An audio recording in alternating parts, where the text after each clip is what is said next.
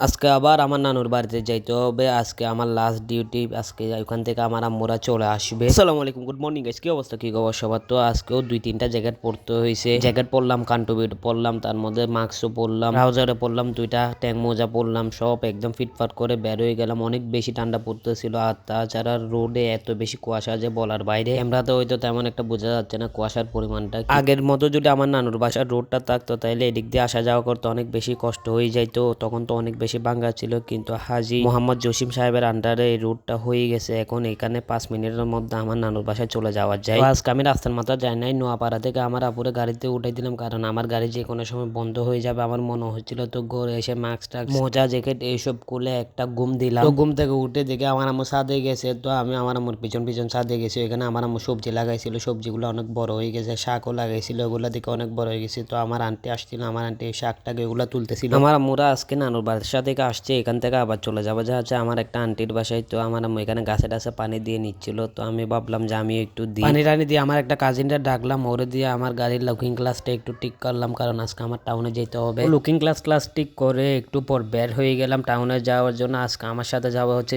জিতু। প্রথমে যাবো হচ্ছে যে আমার প্ল্যান নিউ মার্কেটে। নিউ মার্কেট থেকে আসার সময় জামান খান যাবো। নিউ মার্কেটে যাবো হচ্ছে যে টুকটাক কিছু বাজার করব, কাপড় চোপড় কিনবো। আর জামান খান যাবো হচ্ছে যে চশমা বানানোর জন্য। প্রথমে ভাবছিলাম গাড়িতে তেল বোঝালি গেট থেকে নিয়ে নিবো, আবার ভাবতেছি পাম্প থেকে নিলে ভালো হবে। তো পাম্পে গেলাম, পাম্পে গিয়ে তেল তুল নিয়ে নিলাম। 200 টাকার মতো তেল তুল নিলাম। তেল তুল নিয়ে বের হওয়ার পর বহদ্দারহাট ফ্লাইওভারের আগে দেখে আমাকে কল দিচ্ছে। আবার কলটা রিসিভ করলাম, রিসিভ করে দেখে আইসিআই থেকে কল দিচ্ছে, বলতেছে যে আমাদের লেভেল 1-এর সার্টিফিকেট চলে আসছে। আমি তো শুনে আলহামদুলিল্লাহ অনেক বেশি খুশি হয়ে গেছিলাম। তো ওনার থেকে জিজ্ঞেস করলাম যে আজকে আসলে পাবো না? উনি বলতেছে পাবো। তো আমি বহদ্দারহাট থেকে ডাইরেক্ট চলে গেলাম হচ্ছে যে আইসিআই। সার্টিফিকেটটা হাতে পেয়ে এত বেশি খুশি লাগতেছিল যে বলার বাইরে, এত বেশি শান্তি লাগতেছিল। তার মধ্যে একটু টেনশনও আছে। টেনশন বলতে খুশির টেনশন। কালকে থেকে যেহেতু আমার ডিউটি স্টার্ট হবে, তো কালকে থেকে আমি যে ব্লগ করতেছি ডেলি একটা করে, ওইটা কেমন করে করবো ওইটা নিয়ে ভাবতেছি। হয়তো ডেলি একটা না করতে পারলেও 2-3 দিন মিলে একটা তো করতে হবে। এগুলা নিয়ে প্যারায় আসি ভাবতেছি। সার্টিফিকেট নিয়ে একটা ভুলের কারণে আর নিউ মার্কেট যাওয়া হয় নাই, ডাইরেক্ট বাসার দিকে রওনা দিলাম। আসার পথে একটা দোকানে নামলাম গরুর জন্য ওষুধ নেওয়ার জন্য। ওষুধপত্র নিয়ে বাড়ির দিকে রওনা দিয়ে দিলাম। বাড়িতে আসার পথে একটা বড় ভাইয়ের সাথে দেখা, ওনাকে আমার বাড়িতে আনলাম। উনি আমার বাড়িতে আসতে প্রায় 1 যুগ হয়ে গেছে, তাই ওনার জন্য চা আর পরোটা বানাচ্ছি। বাসায় যেহেতু কেউ নাই, আমারই বানাইতে হচ্ছে, যা পাচ্ছি তাই বানাচ্ছি। তো আজকে জিএসের মধ্যে থেকে আসার পথে অনেক বড় ভুল করছি। ভুল বলতে আমার নিউ মার্কেট যাওয়ার প্ল্যান ছিল। তো আমি কি করছি, জিএসের মধ্যে থেকে আসার পথে ফ্লাইওভারে উঠে গেছি। আমি ভাবছি যে আমি ইউটার্ন নিয়ে নেবো, কিন্তু আমি ফ্লাইওভারে উঠার পর একটা ইউটার্নও পাই না। আমার ডাইরেক্ট ফ্লাইওভারে মুরাদপুর দিয়ে নামতে হয়েছে। তো ডাইরেক্ট যেহেতু মুরাদপুর চলে আসছি, আমি গাড়িতে তেল নিয়েছি মাত্র 200 টাকার। আবার আমার কালকে সকালে টাউনে যাওয়া লাগবে। তো সকালে যদি আবার তেল তুল না পাই তো